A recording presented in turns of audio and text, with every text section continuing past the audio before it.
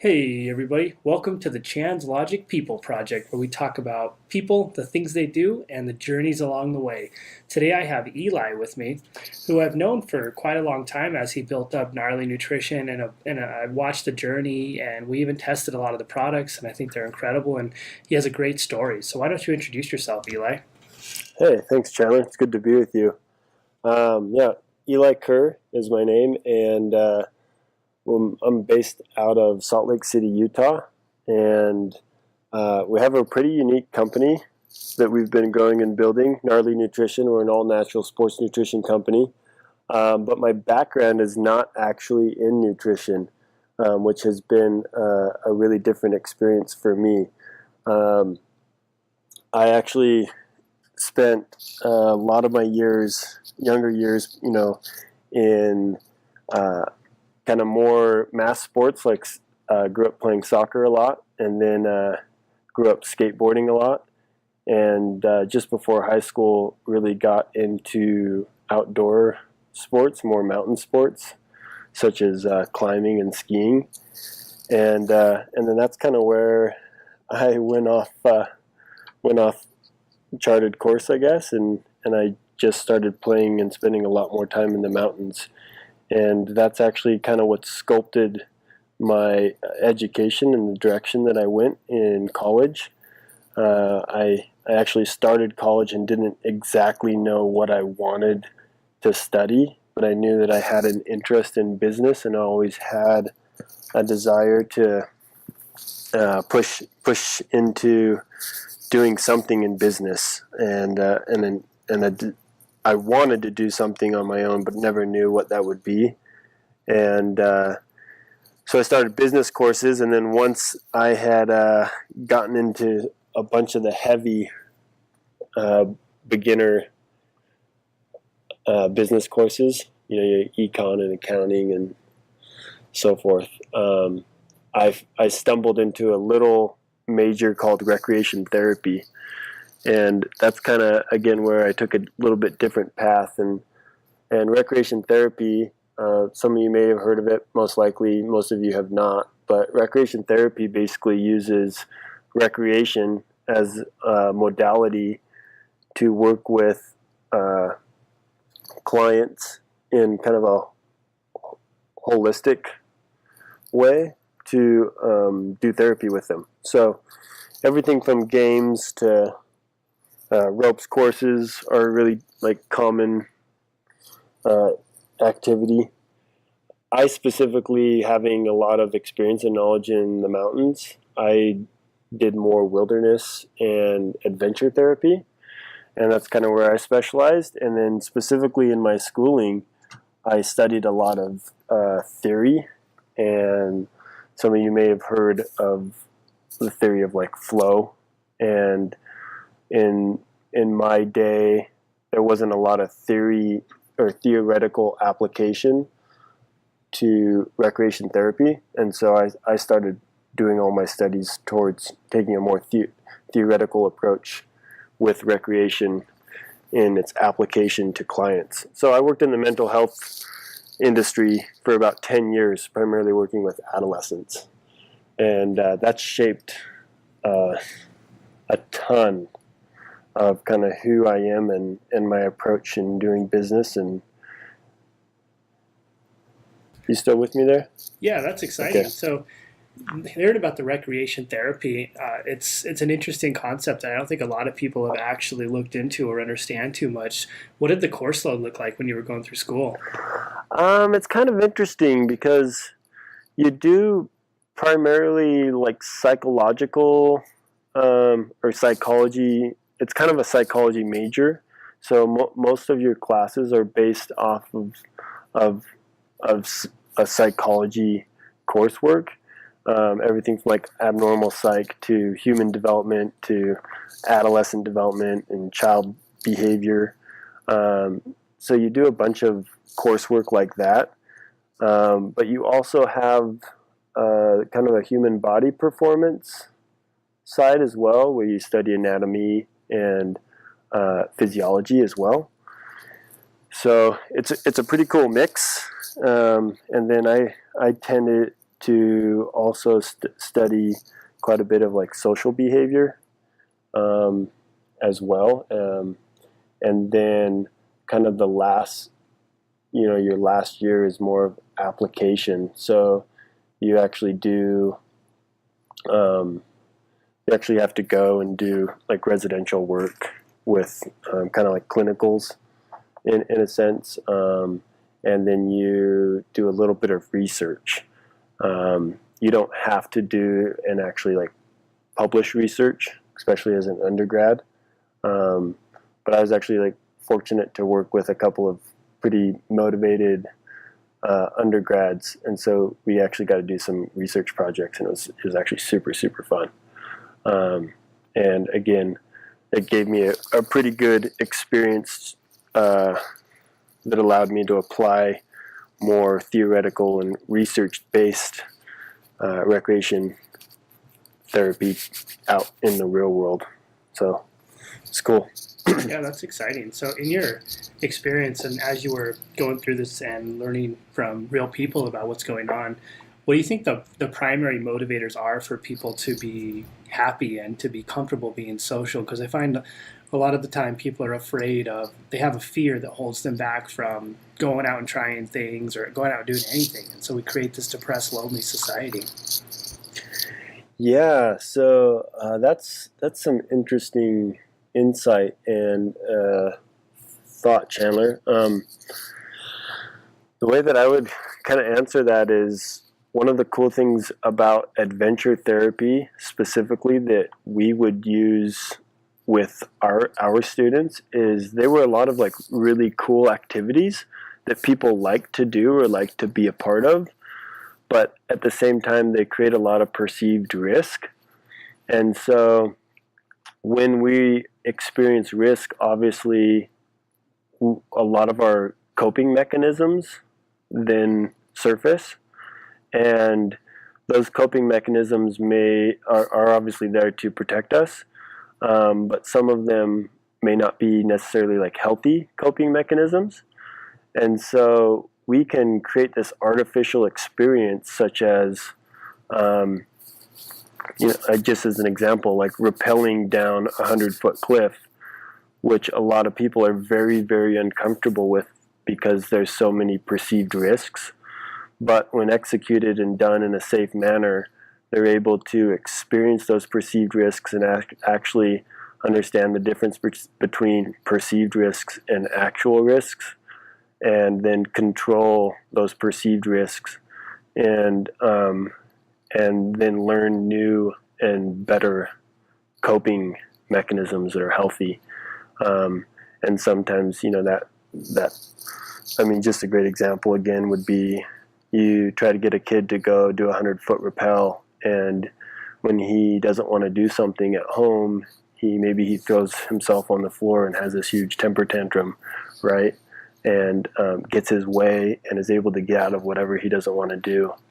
And but when you're in a place now where you have to rappel 100 feet, you don't have any other choice, it's the only way down,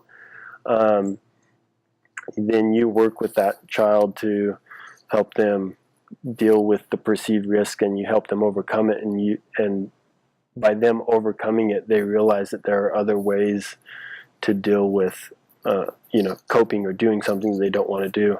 And so that actually integrates them better into their family unit or whatever social unit they're into, and then it gets them out of their comfort zone and in a place that allows them to start trying more different things that traditionally they've been very, very uncomfortable with. Yeah, that's a really good concept, and I think it's a great idea because it teaches people how to face their fears, and the fact that if you don't run away and you do face it and you confront it and you work past it, then you have the opportunity to move forward, which a lot of people struggle with in their lives. They don't know how to face those fears, and so they run away from them. But if you show them in an aspect like this, like, hey, you can face it, you can get past it, and this is how you do it, you set them up for a successful family unit, successful experience in school, and all the other problems and issues they're going to face throughout life. Yeah, totally. And then the other thing that's really, really cool that we focused on a lot was another theory called self-efficacy theory, which is which is by this psychologist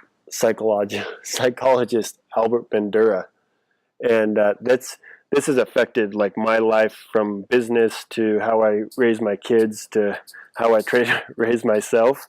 And that is that when you accomplish something and you do something, that you build efficacy, or you build experience and knowledge in that thing, and therefore you are more confident in your ability to be successful in that thing.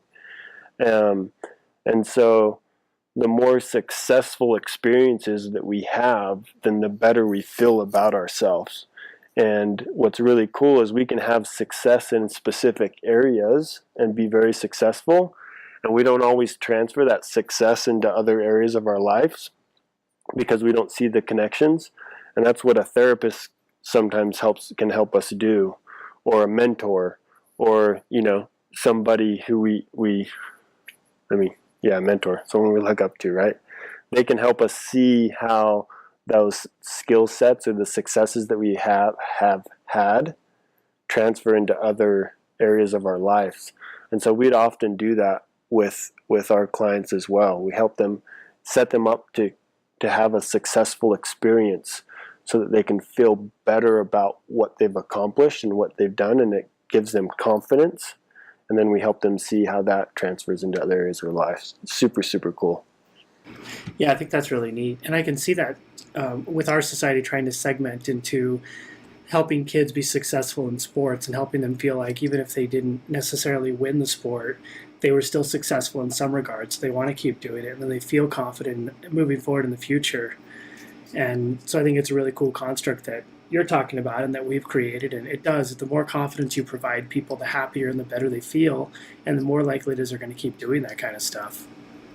Absolutely.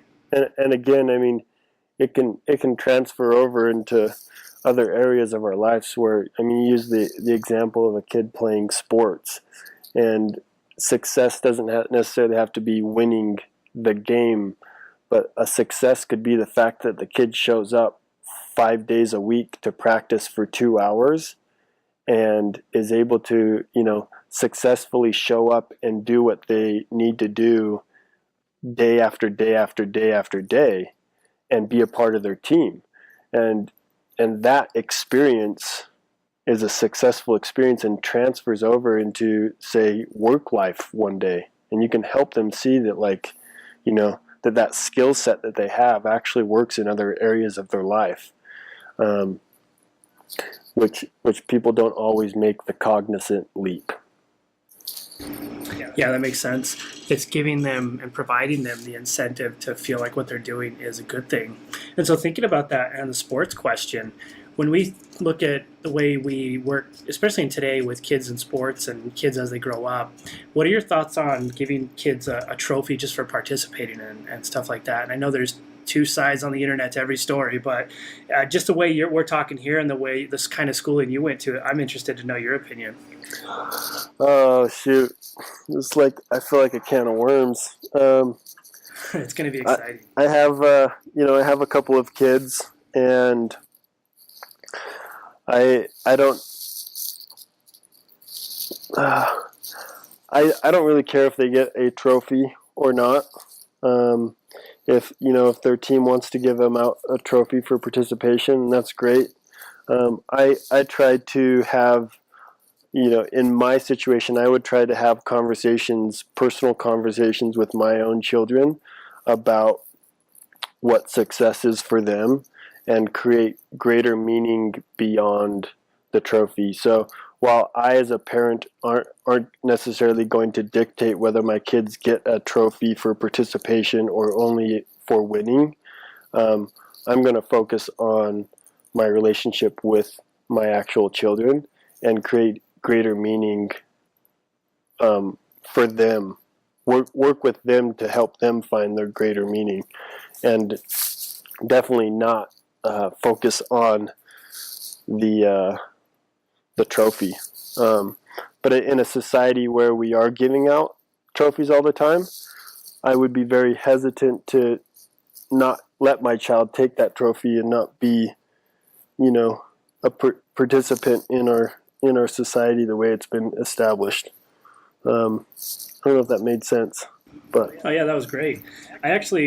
I agree with your philosophy in trying to create essentially different constructs than just trying to chase that trophy, because that can just sometimes tear someone apart if they're just constantly chasing the trophy. But if you teach them how to create positive constructs and what went well in every situation and what's beyond the trophy, for me, I think that puts them in a much better situation because they learn to not only think and react positively, but they learn to think about the future and the long term and the why, which a lot of people have really struggled with developing and understanding.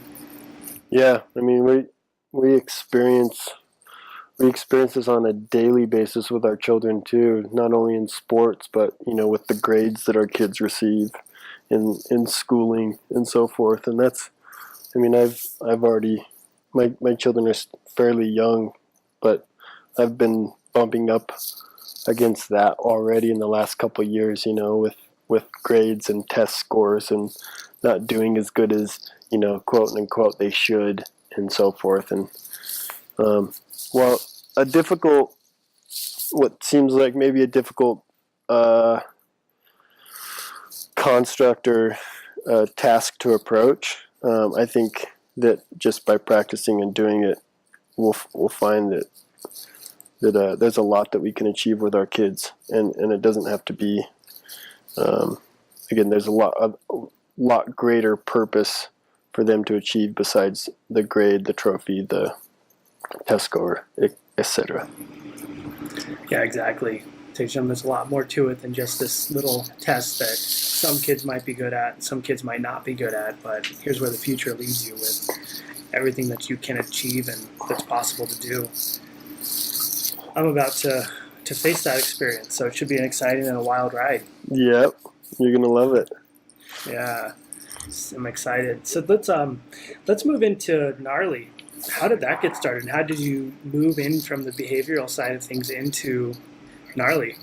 Yeah, so pretty cool experience. About 5 years ago, I had two other business partners that kind of started the original concept, and it was really based off of wanting to create quality, natural sports nutrition products that actually tasted good, so that people actually wanted to consume. Um, there's a lot of good natural products out there, but they historically haven't tasted that great. And so, what good is a product if we feel good about what's in it or not in it, but it sits on our shelf because we never use it because it tastes disgusting? So, we wanted to take good quality, natural ingredients and make sure that they actually tasted good so that people looked forward to using them.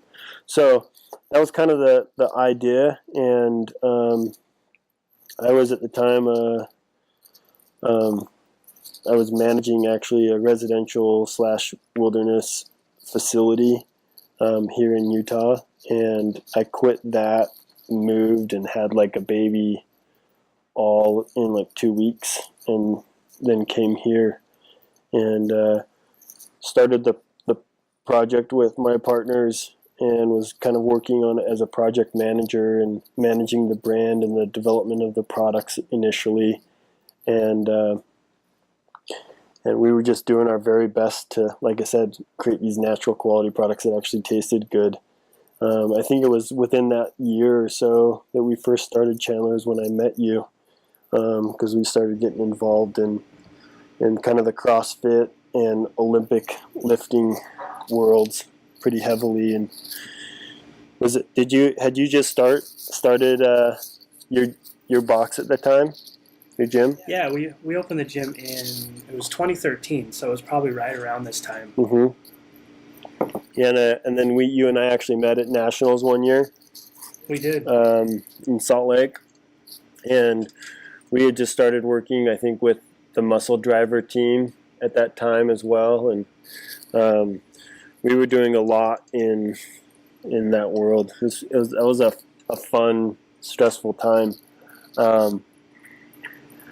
So yeah, we started with just this idea, and I was put in charge of just basically bringing it to life. and we didn't have a whole lot of money to start it with. We just had some money initially to. Did I lose you? Okay. No, you're still good. Okay. Yeah, we just had money to initially start with product production, and I remember the first round of products that we ran. We did like 100 units of each of our products, and I gave them to 100 different athletes that I knew, and I just asked for feedback, and that was kind of the day Gnarly was born.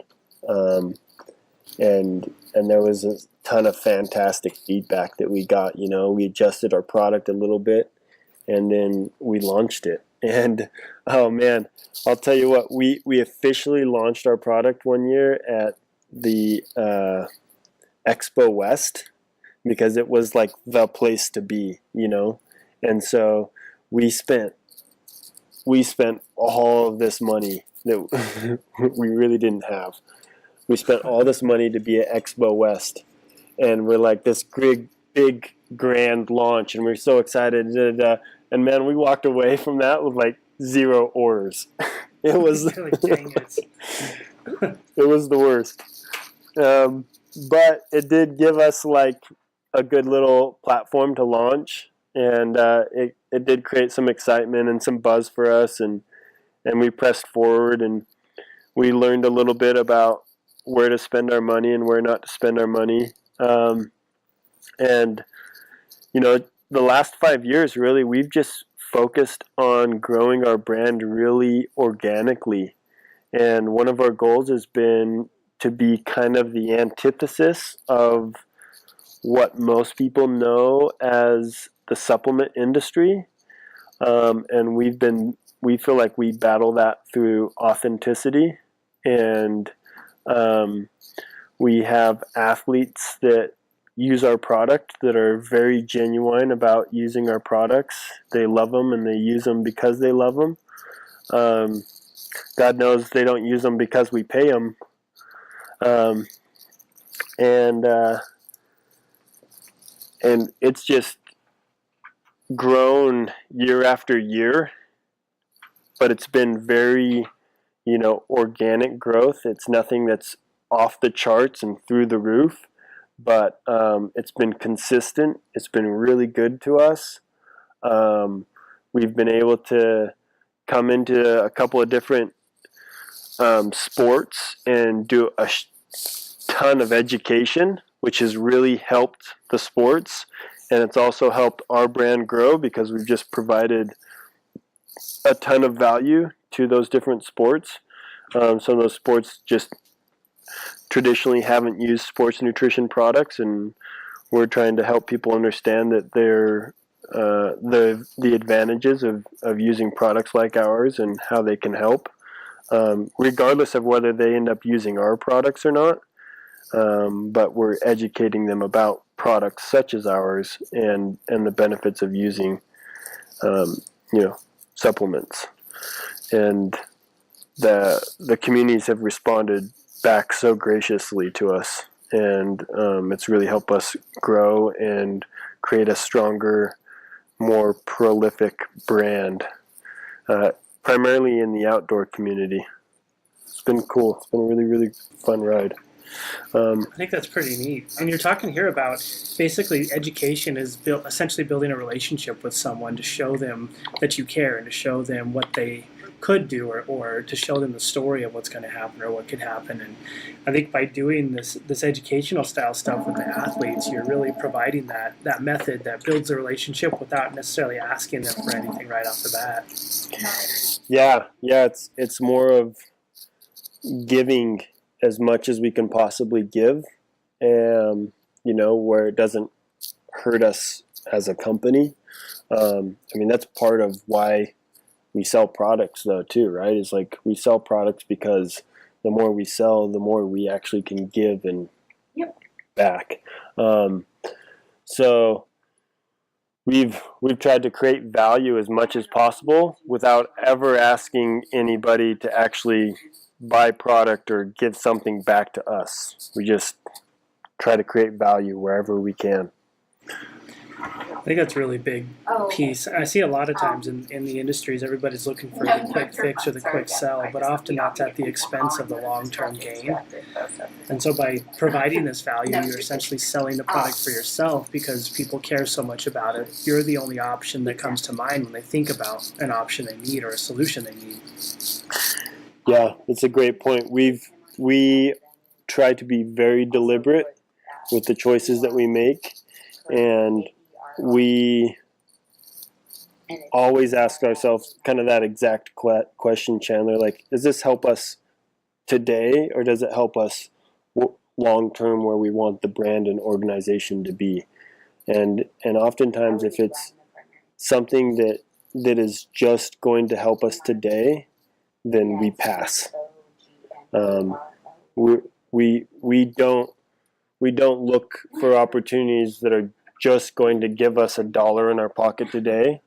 We want it to, yes, feed our machine, right? Like our company, our organization. We have to find ways to constantly feed it, but we constantly ask ourselves, at what expense? What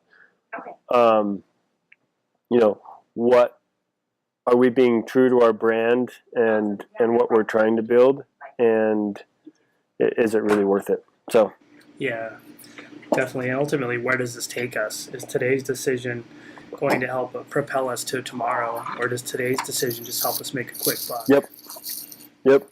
And you get those those kind of decisions come across our table like on a daily basis, right?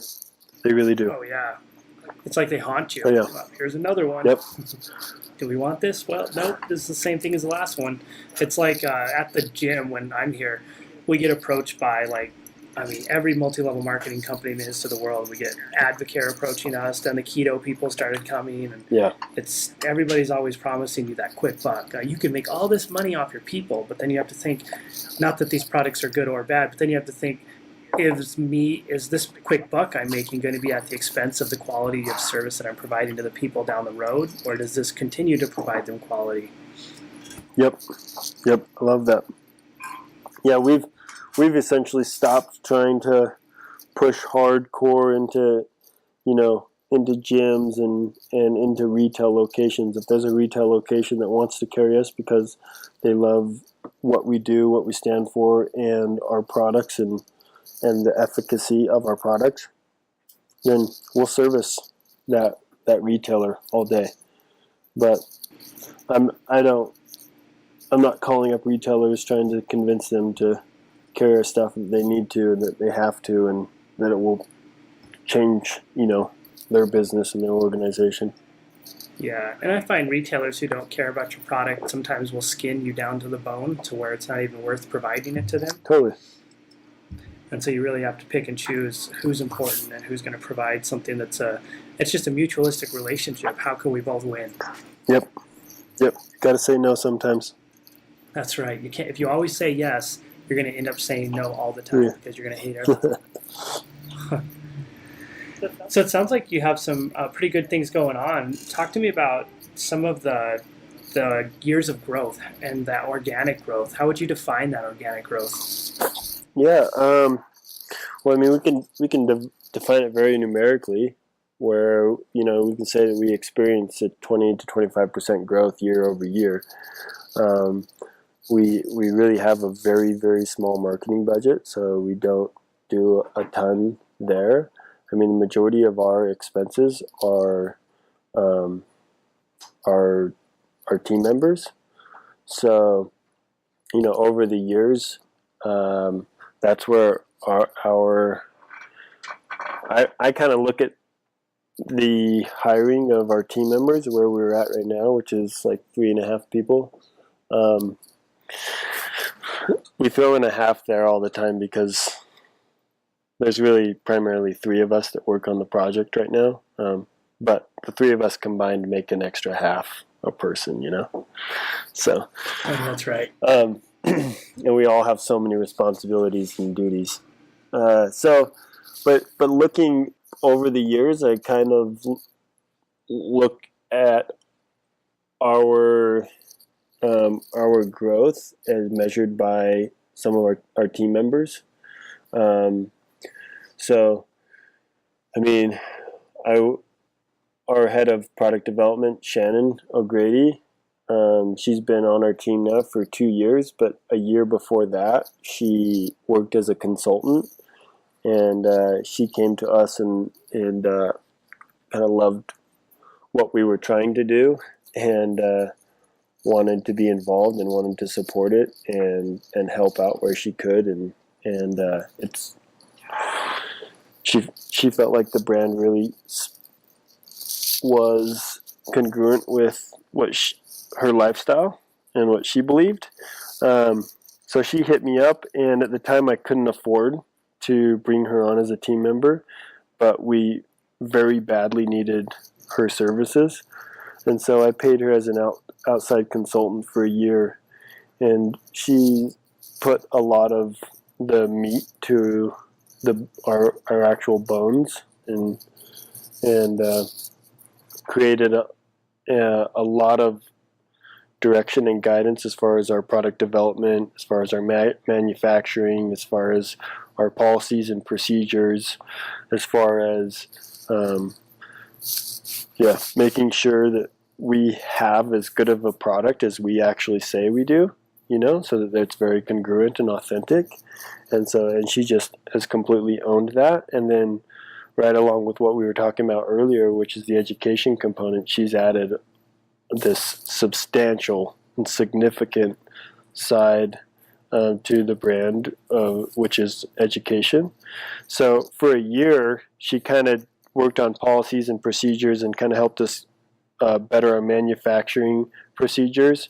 And then finally I got to the point where I'm like, well, we need her like full time. And so, I worked with one of my partners, and I'm like, I don't know how exactly we're going to afford to bring her on, but we're going to bring her on, and I need you to help me figure out how to do this. And so it was kind of a leap for us at the time, but it was like a pivotal, game-changing time for us when she came on full time. And that was 2 years ago, and that's been just substantially a game changer. And it's it's definitely one of the marks that I look at as far as our growth, for our ability to be able to, one, bring on somebody with her credentials onto our team, and make create a budget that allowed us to do that. And it's impacted our organic growth substantially, because as we mentioned, as far as creating value, there's only so much that I could do as, a recreation therapist turned CEO. And so Shannon's been able to come in and create, like I said, all the stuff that I just mentioned, and that all of the stuff that she's provided has allowed us to enhance our organic growth. So some of the other, awesome. Yeah, sorry, you gonna say something else? Oh no, I think that's great. Like, when you look at it fundamentally in an organization, people make it possible. And I always see it this way: the more we create a culture of caring and take care of the people and find ways to take care of them, the more likely it is we're going to be successful, because they'll go to the ends of the earth for us. Yeah. Yep. Yeah, and my marketing director is the same way. He's had a tough role to play in our organization, because while his primary background is digital marketing, we've thrown him into a lot of IT work, and so he manages all our IT and the changes and enhancements that we've had with our IT as far as our website and the different technologies that we use as far as communicating and so forth. Like, he's added structure to the organization to help us build out all of that side of the company, which I don't have a strength in. And so without his knowledge and building experience in there, like, we wouldn't be able to have the growth that we've been able to have as well. So it's cool because each one of us, definitely has areas that we're focused on, and because each of us as a team member focuses on some very specific areas, and then we work together to kind of tackle the rest of the areas, it allows us to, I feel like, do a lot with very little.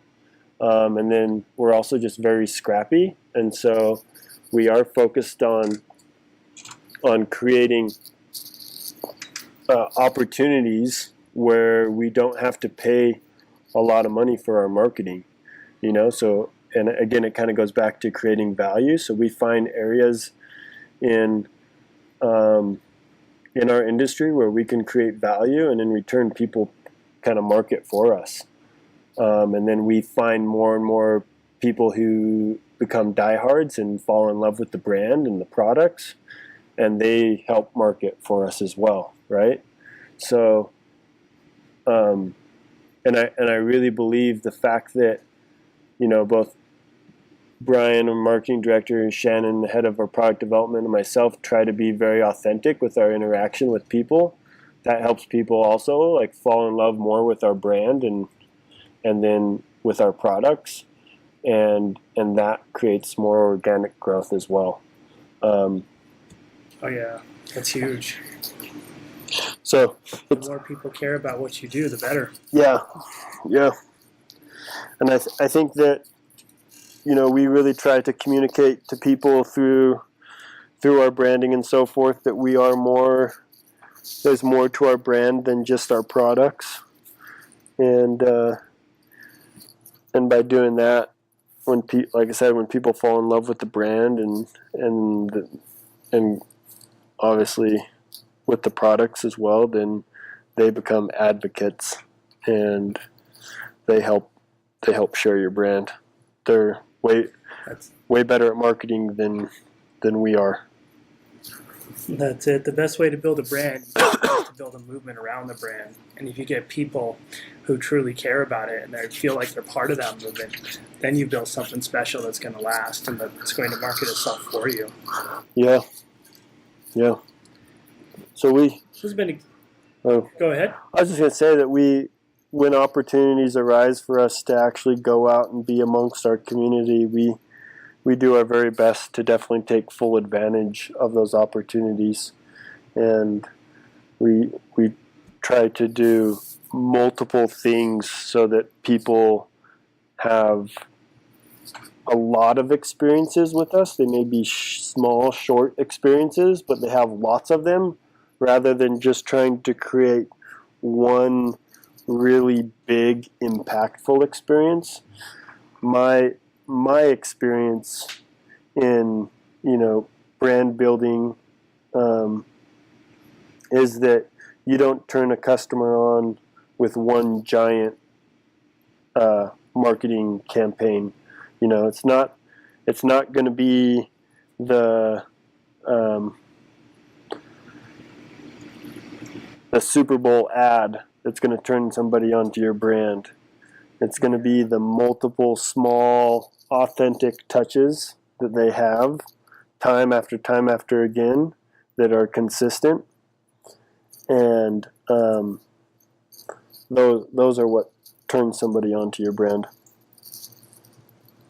Yeah, that's it. Multiple solid touches, building that relationship over time, and then you build those brand followers who love what you do and you have that movement around it. Yeah. I think that's one of the biggest ways to make it happen, to make the magic happen. Yeah. So what's your biggest piece of advice for people who are running a business or even just people trying to enjoy their life?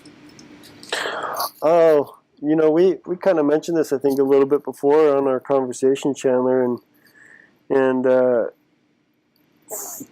for me personally, it's finding this place where there's not a huge difference between work and like our when we go home life. So, so many people talk about working so that they can get home to go do whatever. They can't wait till they get off, and I can't wait till the weekend. And then then the work week starts up again. It's like, oh, and I got to go back to work.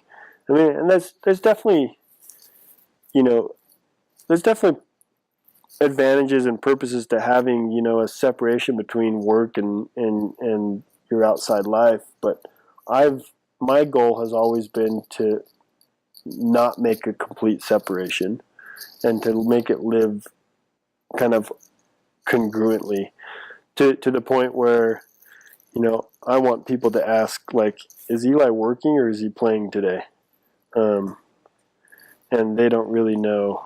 And, some of my siblings are like that now. Like, they don't really know if I'm working or playing. And it's not, I don't have this really sharp contrast line where and that's been one of the benefits of having the organization that I get to be involved in, Gnarly, is that it is infused in the hobbies, the things that I love to do outside by myself and with my kids and with my friends, and so I get to surround myself with my normal community and go participate in these events or just in the community, and at the same time I get to work, and Yeah, that's exciting. yeah, and I think you've done something very similar, where you've kind of taken this thing that you love to do and enjoy doing, and you've made a business out of it, and now it's like it's all one and the same. It's like, Chandler, are you working or are you playing today? Yeah, and you're like both. Exactly. I'm always playing while I'm working because I love every minute of it, and then you truly get to live that dream. Yeah. And that's everyone's goal. Yeah. Now, with that said, I don't think that it means that it's always like rosy and enjoyable and always fun. I mean, it's just like training. Training's not always fun. It's not always enjoyable to go train. There's these really painful moments too that you have to just bear and you grind through. And my experience in the last 5 years working for an organization that in a way is unstable because it's ours and I'm not working for someone else. There is very much this up and down cycle, where we experience some really, really extreme highs that are so fun, and you see all this really cool shit happening, and the brand's making like really great movement, and orders are coming in, and people are excited, and they're talking about it, and you've got new athletes that are like saying things about your product that you never expected, and relationships that are being built, and projects that are on their way, and you're having success in that way, and it's so exciting. And you look back and you see like the movement and the progress that you've made, and it's absolutely thrilling. And then you have, as often as you have those days, it feels like 4 days where it's just like, what the hell's going on, and everything feels like it's utterly chaos, and like your shit's falling apart, and you're like just trying to hold on, and it's like, oh, just like breathe through another day so that you can start fresh tomorrow, and hopefully resolve the next problem after problem after problem. and people are stressed, everyone in the office is stressed, and you can feel it, it's palpable, and those days are hard, they're really hard. And you feel really responsible for the additional stress that other people in the organization are feeling. Yeah, that's huge. You're living your dream, but that doesn't mean that it's not a roller coaster of ups and downs. And you're always going to have the problems and the issues that coincide with the good times, and that's part of the fact of owning a business. Yeah, and to me, I look at it, in almost like a kind of, I don't know what else to call it, but in somewhat like an artistic eye, which is like when you look at the valleys and the peaks that you experience and you look at them as a whole, it's really like pretty the complete picture is really quite beautiful. And it's the experience as a whole, which develops you, which creates something bigger, which is the brand as well. Like the valleys and the peaks create this brand. It's like it's the ups and the downs. It's the whole picture. Once you have that whole, like, when you're able to step back occasionally and see that whole picture, it's really quite beautiful, and it can be very emotional and moving. It's true. Sometimes it feels like this disaster that's thrown everywhere, and then you're like, wow, that's a really neat Picasso. Yeah, exactly. So I think this is it's been a really good talk, and I just wanted to thank you for jumping on with me, Eli. If anybody wants to know more about you or Gnarly, how can they get a hold of you? If you want to, I just go to gonarly.com. That's our website. We also, obviously, our social media platform that we spend the most time and effort on is Instagram, and on there we're Gnarly Nutrition, and that will give you a good feel for the kind of athletes that we work with, the kind of community that we are trying to create, and it'll give you a good introduction to just what we're trying to do as a brand. Perfect. I love it. Thanks for jumping on with me. It's been real and fun, and it's been good kicking back with you a little bit. Cool. Thank you, Chandler. It's fun chatting with you, man. Definitely. Maybe we should do this. I seem to be getting part 2s with everybody, so maybe we should schedule part 2 eventually. Yeah, cool. Love it. All right. Talk to you soon. See you guys. See ya. See ya. Picking up the pieces from the start.